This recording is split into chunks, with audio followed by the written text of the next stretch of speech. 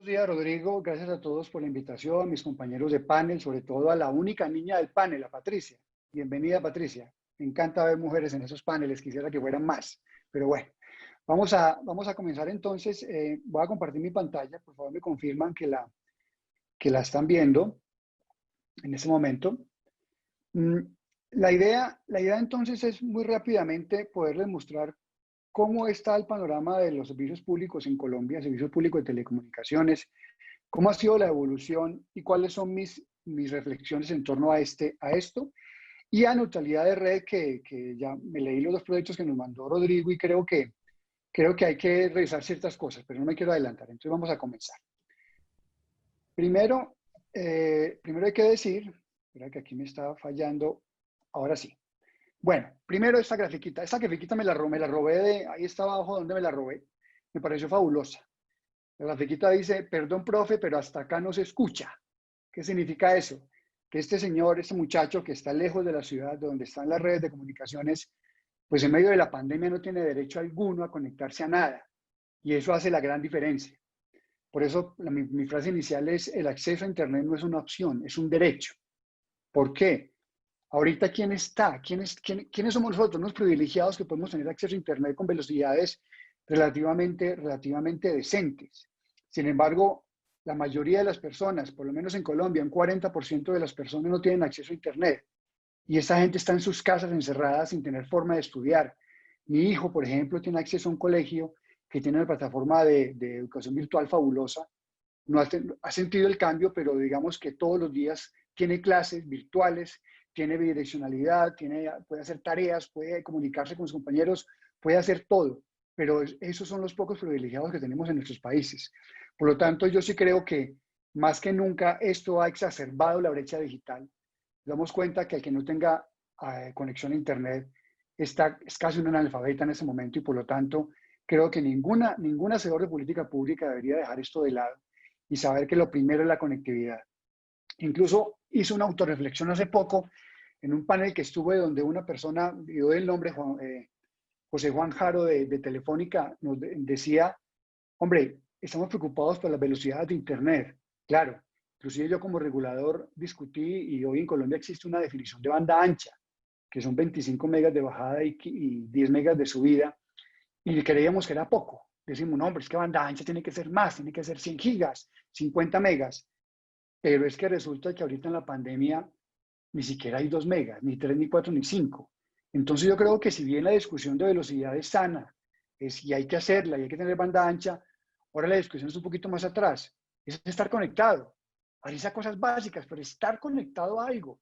Pero es que resulta que es que no estamos conectados a nada. Entonces mi reflexión es, hombre, primero conectemos, preocupémonos por la velocidad, claro que sí, hay que conectar con redes de banda ancha, pero al menos conectemos, al menos hagamos el primer paso que es conectar. Esa es mi editorial para comenzar mi presentación. Aquí simplemente quiero traer a colación algunas definiciones que hay en nuestra Constitución Política, en nuestras leyes, para entender la diferencia que hay entre servicio público esencial, derechos fundamentales, servicio público domiciliario. ¿Por qué es importante esto? Porque cuando uno define servicio público, tiene que saber de qué está hablando, tiene que saber cuál es la consecuencia de nombrar algo servicio público. En Colombia, el servicio público de telecomunicaciones siempre lo ha sido. Siempre el servicio público de telecomunicaciones siempre ha sido un servicio público. El servicio público es todos aquellos servicios que son del interés de todos los ciudadanos. Básicamente es como la definición general. Y la Constitución nos dice que el servicio público se considera como toda acción organizada que tienda a satisfacer necesidades de interés general en forma regular y continua, de acuerdo con régimen jurídico especial. O sea, un servicio público tiene normas específicas para el servicio público. Hay otro servicio público que es el esencial, que tiene que ver con la defensa de los derechos fundamentales. Entonces, primera diferenciación, servicio público de servicio público esencial. Y la esencialidad, como lo está en la slide que están viendo, tiene que ver con los derechos fundamentales, que cuáles son aquellos que protegen la vida digna de las personas, de los seres humanos, que es la vida misma, la integridad, la igualdad, la personalidad jurídica, la intimidad, buen nombre y todo lo que es un derecho fundamental. Esos son derechos fundamentales. Luego tenemos los servicios públicos domiciliarios, que en Colombia están definidos en una ley, no importa el número de la ley, que son aquellos que se prestan a través del sistema de redes físicas o inalámbricas y humanas con puntos terminales en los domicilios. Esta definición tiene más de 20 años en Colombia. Tiene que ver con aquello que llega a la casa de las personas. Y así fue para telefonía básica y rural, y móvil rural, que así se llamaba en esa época, estoy hablando del 94, que fueron solamente los servicios públicos de telefonía y rurales mencionados como domiciliarios. ¿Por qué es importante estas definiciones? Porque resulta que al ser domiciliarios tienen derecho a subsidios cruzados, por ejemplo.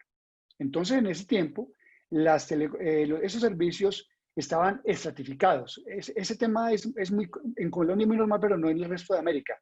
Aquí existen estratos que van del 1 al 6. El 1 es el más pobre, el 6 es el más rico. Entonces, resulta que en ese tiempo, los servicios, el costo del servicio era el que pagaba el estrato 4, pero los estratos 5 y 6 pagaban un 20% más para subsidiar a los estratos bajos, el 1, 2 y 3. Y eso solamente lo pueden hacer los servicios públicos domiciliarios. Sin embargo, esa definición solamente duró hasta, aquí me pasa este slide. ¿Qué pasa? Que no me pasa el slide. Ahora sí. Esa definición de servicio público domiciliario, como les digo, solo hacía referencia a telefonía y telefonía móvil rural.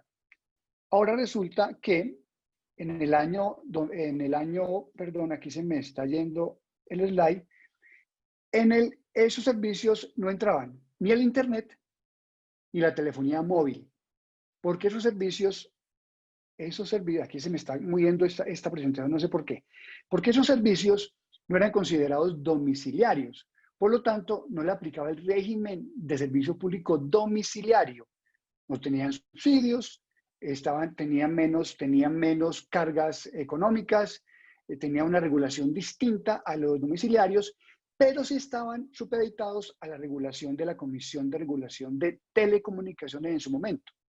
Y así fue hasta el 2009. Entonces, para recapitular, tenemos servicios públicos domiciliarios que eran solamente telefonía, rural y residencial, pero que llevaban a las casas de las personas. Y ese régimen tenía intervención tarifaria, tenía subsidios, tenía una cantidad de obligaciones de acceso. En ese tiempo, la única tarea de los fondos, de la plata que recolectaban los operadores era financiar programas de telefonía en ese tiempo. Con la ley 1341 del 2009, todos los servicios de telecomunicaciones dejaron de ser domiciliarios, pero siguen siendo servicios públicos. ¿Por qué? Porque tienen regulación específica y son del interés general. Entonces, ya telefonía, larga distancia, todos eran servicio público, pero ya no era posible tener ese esquema, por ejemplo, de subsidios que se tenía antes. Pero entonces se mantuvo el tema público y se mantuvo el tema del Fondo de Servicio Universal. En ese tiempo, ese fondo también era más dedicado a la conectividad, a temas de Internet, a temas de telefonía, incluso de telefonía entendida como móvil y fija.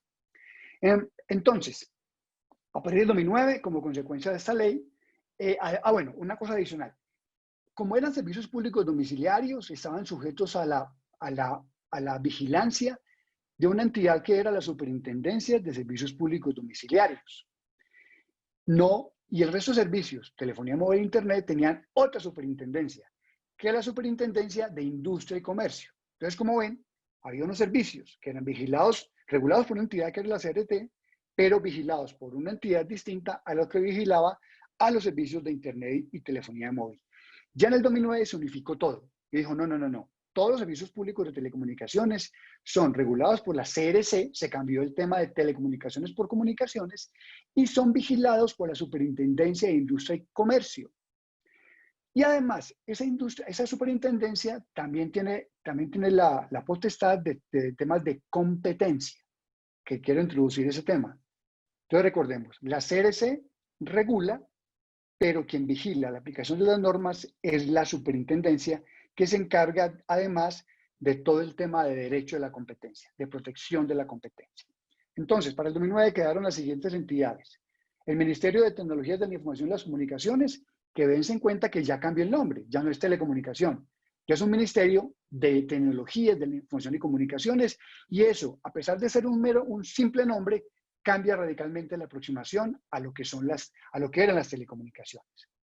Existe un fondo de tecnologías de la información que se encargaba en el 2009 también de financiar programas de telecomunicaciones. También ahí quiero hacer un paréntesis.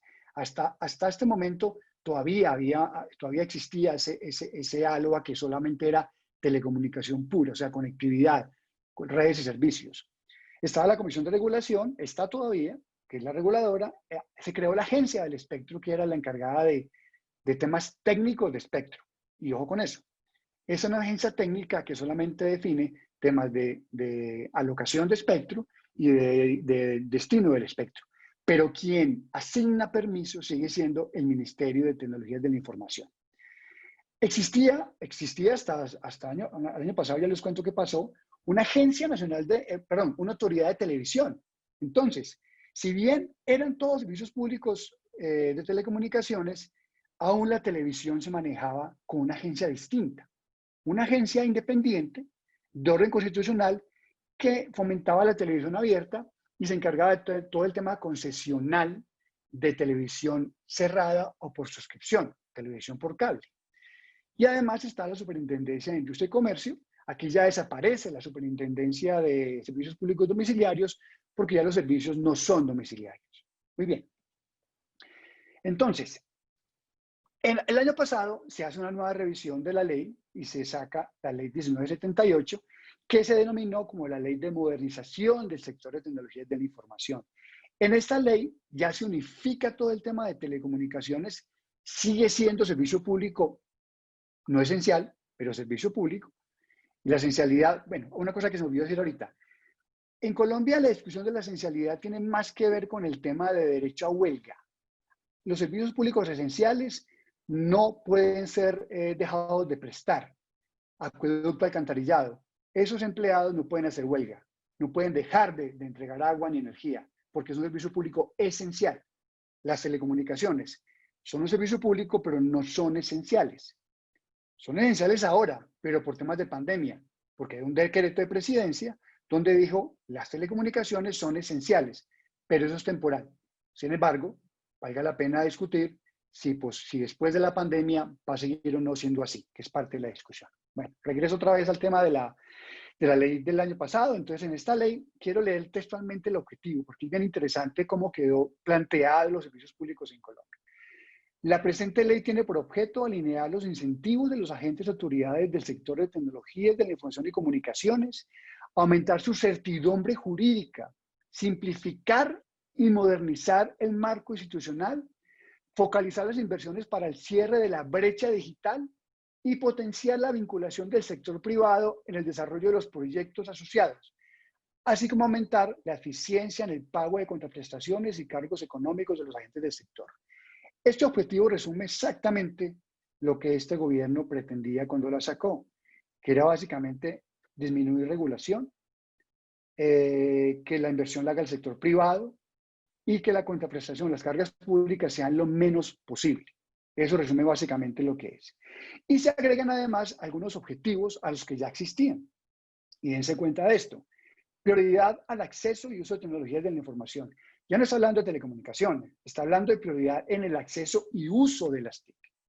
Ya el concepto de telecomunicaciones puras, donde aún en nuestras regiones, no entiendo por qué aún creen que son solamente redes y servicios de los operadores tradicionales, aquí ya dicen, no, venga, eso ya es otra cosa, ya este mundo es distinto, ya son las TIC, no son telecomunicaciones.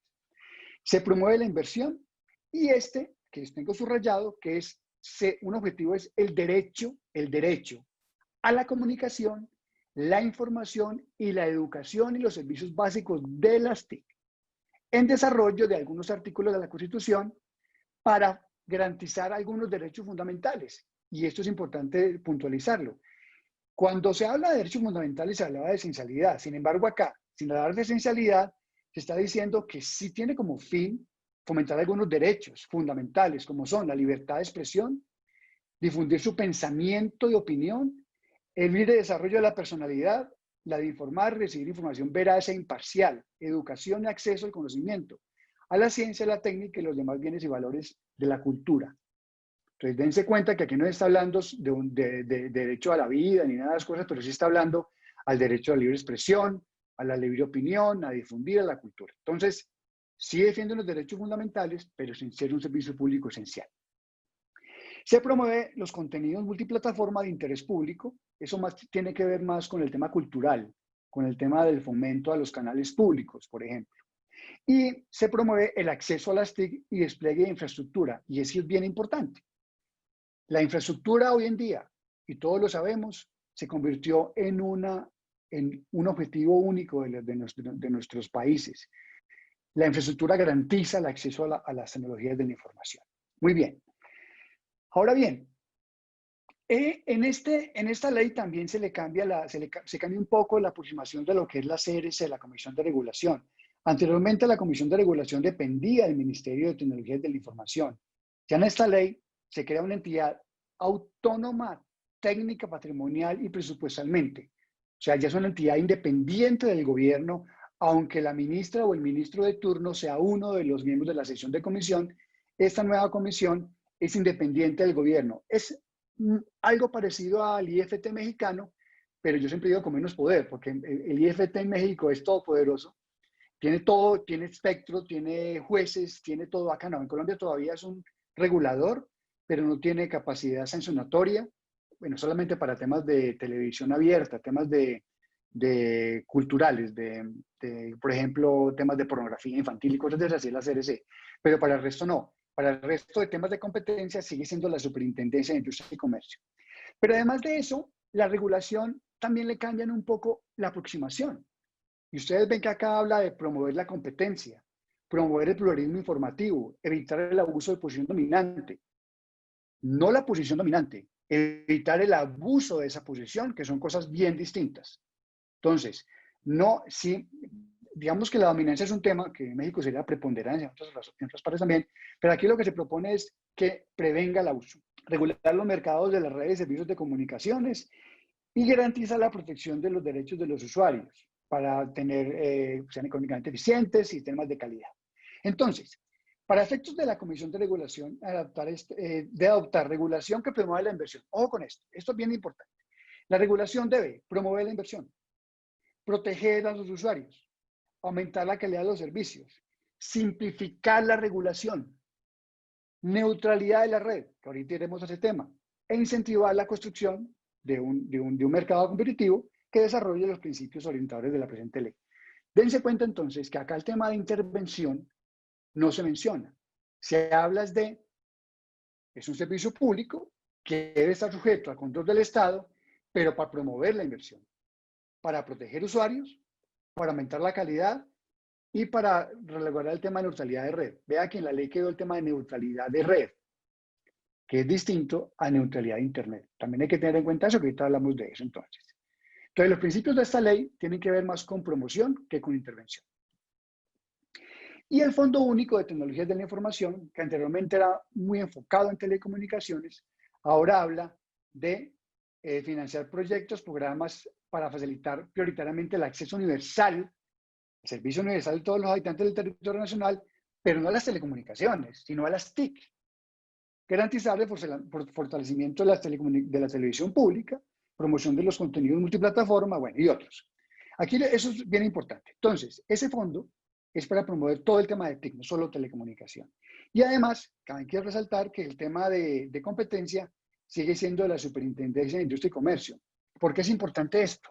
Porque a veces la gente cree que a punta de regulación todo se soluciona, cuando existen entidades de competencia a las que cualquier empresa puede acudir si encuentra que hay comportamientos anticompetitivos o que restringen la competencia. Muy bien. Entonces, con esto quiero resumir lo siguiente. El servicio de telecomunicaciones es un servicio público no esencial que está sujeto a la regulación específica sectorial. Por eso existe una Comisión de Regulación de Comunicaciones. Entonces, lo primero que hay que hablar es que cuando es un servicio público se requiere una estructura de Estado distinta o complementaria a la general. Por eso existe una comisión de regulación. Por eso existen reguladores especializados en esos servicios públicos. No esencial por ahora, esencial en la pandemia, Pues porque todos sabemos que las telecomunicaciones son las que están soportando el crecimiento económico. Ahora paso al tema de neutralidad de red. En Colombia hay una ley, una ley no, el Plan de Desarrollo Colombiano del 2011, la ley 1450 de ese momento, definió lo que es la neutralidad de Internet. Bueno, y un paréntesis. Recordemos que una cosa es neutralidad de red y otra cosa es neutralidad tecnológica y otra cosa es neutralidad de Internet. Entonces, neutralidad tecnológica es que cualquier operador puede desplegar la tecnología que estime conveniente para cualquier servicio. No se entrega tecnologías para servicios, sino para prestar lo que se pueda prestar. Por eso acá no se regula 5G, ni 4G, ni 3G, ni se regula la tecnología móvil. No, somos agnósticos, la tecnología es para lo que la quieran utilizar. Eso es neutralidad de red, digamos, tecnológica, perdón. Y neutralidad de Internet tiene más que ver con el tema de bloqueo de contenidos o limitar el derecho del usuario a su libre desarrollo de la personalidad. Entonces, por eso acá hay unos principios que no se los tengo que decir, que ustedes lo saben tanto como yo, es que no podrán bloquear, interferir, discriminar, ni cualquiera de estas cosas, no podrán limitar el derecho del usuario a incorporar, utilizar cualquier clase de instrumentos, dispositivos, ofrecerán a los usuarios servicios de controles parentales, esto es más un tema puntual, bueno, y otras cosas. Pero entonces lo importante acá es que la neutralidad de Internet tiene más que ver con el derecho del usuario a acceder a lo que él quiera, a decidir sobre lo que él quiere ver, y que el operador no le restrinja ese derecho, ni que el operador tenga ningún tipo de gestión de red que tenga como fin el bloqueo de contenidos o la priorización de tráficos que tengan como fin restringir la competencia. Y en eso insisto, acuérdense que uno puede gestionar tráficos, siempre y cuando eso tenga una razonabilidad técnica y tenga unos fines que no sean restringir la competencia. Entonces, esa ley le entregó a la CRC, la obligó a que sacara una regulación específica para temas de neutralidad de red. Y acá entonces la CRC en el 2011, en la resolución 3502, sacó la resolución de neutralidad de red. ¿Cómo sería esa regulación? Y sacó unos principios. El primero de ellos, la libre elección. El usuario podrá libremente utilizar, enviar, recibir, ofrecer cualquier contenido. El usuario podrá enviar, recibir lo que él estime conveniente, siempre y cuando no sea temas que la ley prohíbe. ¿Qué es eso? Pornografía infantil. Claramente la pornografía infantil debe ser bloqueada, pero porque hay una ley que obliga a bloquear la pornografía infantil, no porque el operador o el regulador decidió que se bloquea o se prioriza un contenido. No discriminación. En todo momento los proveedores de redes y servicios de telecomunicaciones que prestan el servicio de acceso a Internet brindarán un trato igualitario a los contenidos, aplicaciones y servicios sin ningún tipo de discriminación arbitraria. Y eso es, en especial en razón al origen de la propiedad de los mismos. En especial en razón al origen de la propiedad de los mismos. O sea, yo no puedo, como operador, bloquear o beneficiar a un contenido u otro. Temas de transparencia y temas de información son estos principios. Pero además también habla de prácticas de gestión de tráfico. Los proveedores de redes de servicios de telecomunicaciones podrán implementar medidas de gestión de tráfico que sean razonables. Y las prácticas que se consideran no razonables, que se consideran razonables, ¿son cuáles? Son aquellas que tengan como objetivo reducir o mitigar los efectos de la congestión de red, asegurar la seguridad e integridad de las redes, asegurar la calidad del servicio, priorizar tipos de tráfico o clases genéricas de tráfico en función de los requisitos de calidad del servicio. Por ejemplo, no es igual un correo electrónico que una llamada. Entonces, posiblemente el operador pueda decir, este correo lo puedo aguantar un momentico, pero no puedo dejar de priorizar el tema de la voz, el tema de la llamada. O, yendo más allá, pues seguramente en telemedicina una cirugía a distancia tiene que ser priorizada. Ese es el tipo de cosas que uno diría, hombre, hay cosas que razonablemente se deben priorizar. Proporcionar servicios o capacidades de acuerdo con la elección del usuario. Ojo con esto se considera razonable. Proporcionar servicios o capacidades de acuerdo con la elección del usuario. E insisto en eso, quien decide sobre su tráfico es el usuario. Es él quien elige qué quiere ver y cuándo verlo. ¿Ok? que atiendan los requerimientos técnicos, estándares o mejores prácticas adoptadas por iniciativas de gobierno, de gobernanza de Internet. En todo caso, los proveedores de servicios de acceso a Internet deben aplicar las normas técnicas que existen, eso la OIT los tiene definidos técnicamente como son.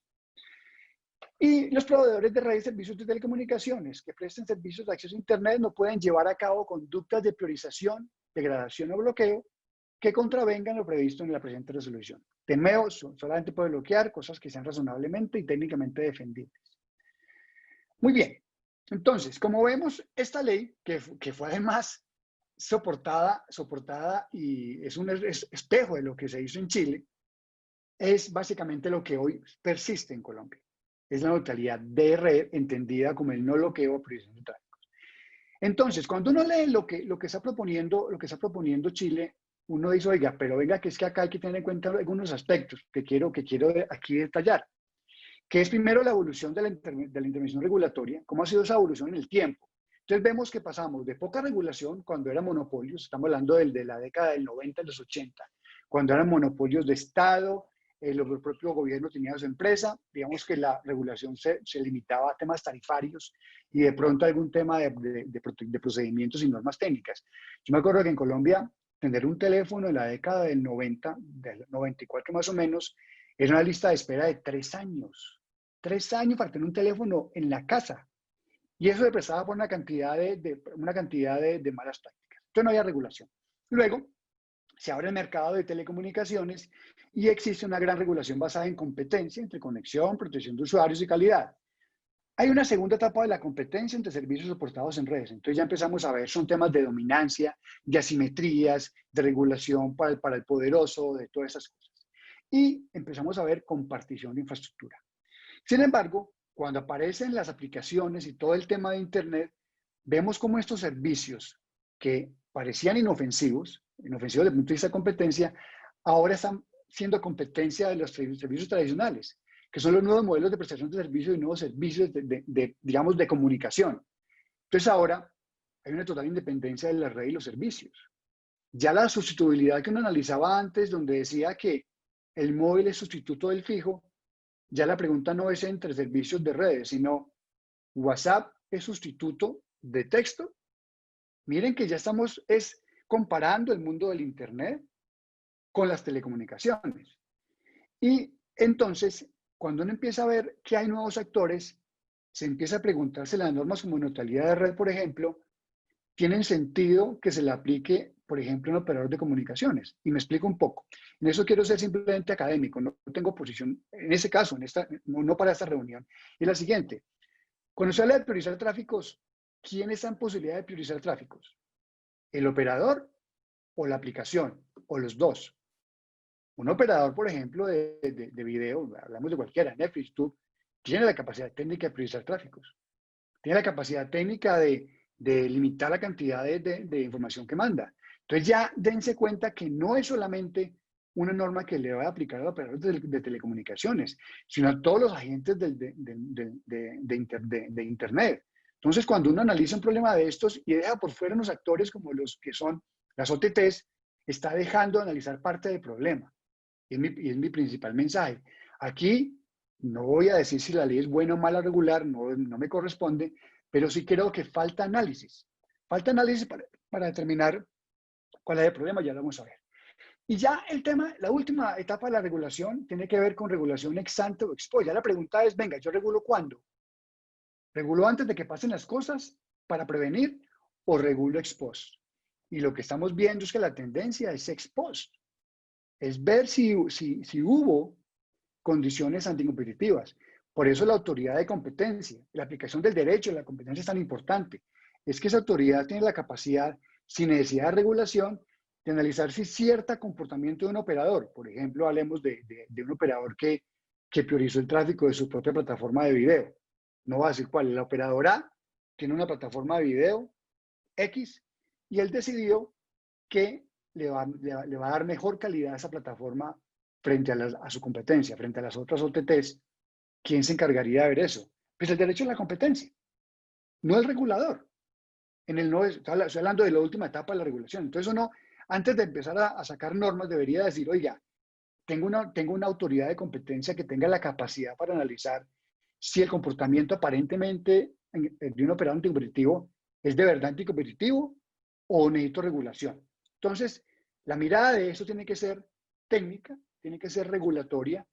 Cuando uno pone una ley, muchas cosas, está de cierta forma amarrando de las manos al regulador, porque la ley es estática en el tiempo, la regulación es dinámica. Entonces, primer llamado que yo haría es, dejemos a la regulación lo más posible.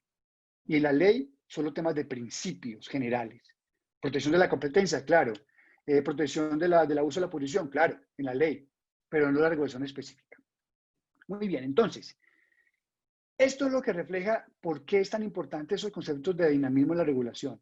Porque los estados que anteriormente eran regulados de manera vertical, donde existía o existe un regulador, un sector de salud, uno de transporte, uno de turismo, uno de comunicaciones y otros más que no están acá, tenían regulación o tienen regulación para ese sector.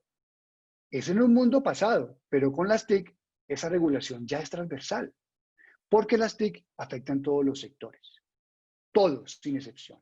Por lo tanto, si ustedes ven acá como teoría de conjuntos, vemos que en la mitad todo converge. Entonces, por eso se están creando agendas digitales con entidades o grupos que analizan las TIC como un sector transversal a la economía y no con temas de silos. El mejor ejemplo de eso, ¿cuál es? Uber. En Colombia están intentando regular a Uber desde la óptica del transporte, del operador de transporte, pero se olvida que en Uber hay una cantidad de jugadores, técnicos, telecomunicaciones, OTTs, y no solo el transporte. Por lo tanto, la mirada tiene que ser holística, tiene que ser transversal a los sectores. En neutralidad de red sucede lo mismo. Es que no estamos hablando de operadores tradicionales, estamos hablando de un ecosistema completo donde los agentes todos tienen un papel, un rol. Por lo tanto, si uno quiere sacar normas, actualizarlas, debe mirar cuál es el rol de cada uno de ellos. Y para esto, no hay nada mejor que el análisis de impacto regulatorio, donde la primera etapa es la definición del problema. Entonces la pregunta es, ¿qué problema quiero solucionar? Segundo, objetivos de política que estoy persiguiendo como objetivo de política, alternativas regulatorias, las consultas públicas. Por Dios, eso es fundamental. Si uno quiere transparencia en los procesos de política pública, tiene que hacer consultas públicas. Cualquier regulación, péguele a quien le pegue, no tiene nada que ver con el resultado final, sino con la posibilidad de que todos los actores puedan opinar al respecto, puedan decir qué les gusta y qué no les gusta, puedan enriquecer la discusión.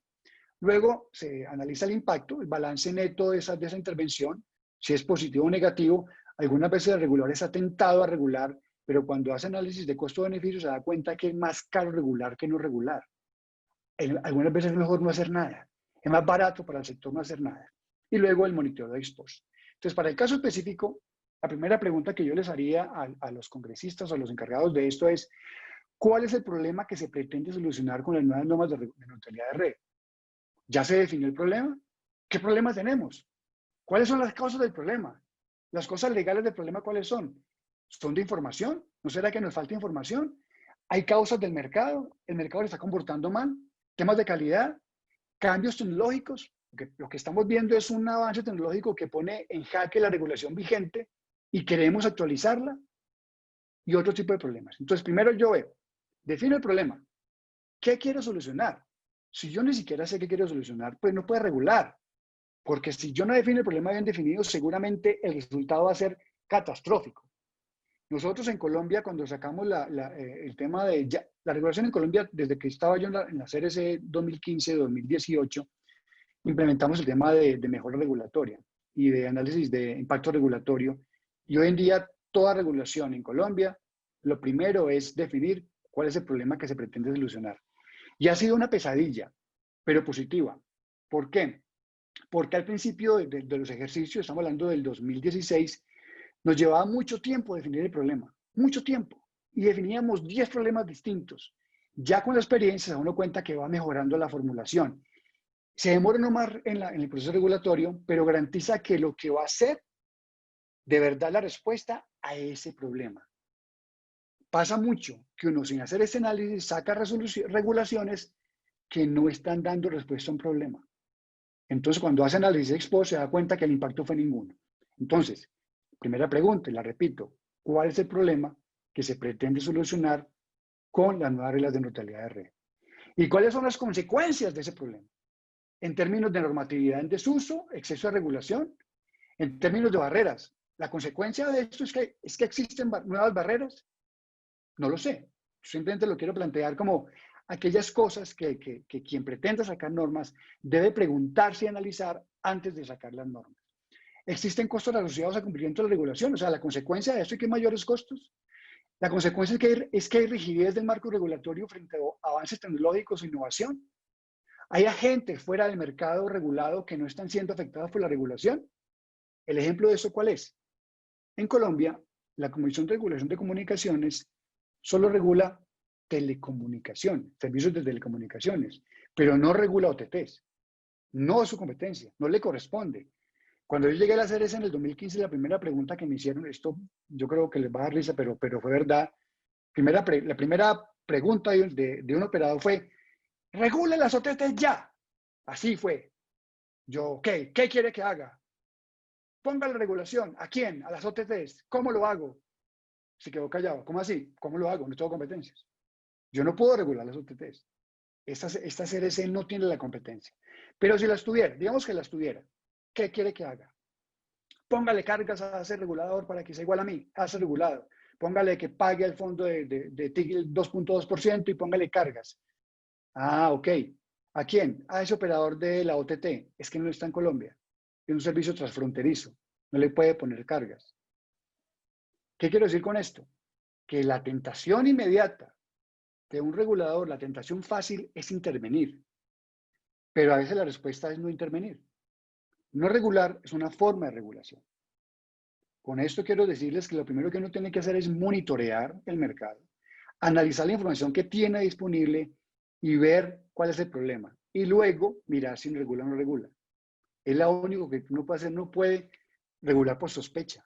Es pecado mortal regular por sospecha. Tiene que regular con información, solucionando el problema que es y teniendo claras las causas y las consecuencias de este problema. Y finalizo con algunas conclusiones. Creo que me pasé del tiempo, me perdonan, ya voy a terminar con esto. El aislamiento obligatorio por cuenta del COVID nos ha demostrado que las tecnologías de la tecnología, en especial la conectividad, es fundamental en todas las actividades humanas. Es un derecho, no hay duda. ¿Qué tipo de servicio es? El que ustedes quieran, pero es un derecho, es un derecho. El acceso a las TIC no es una opción, sino un derecho.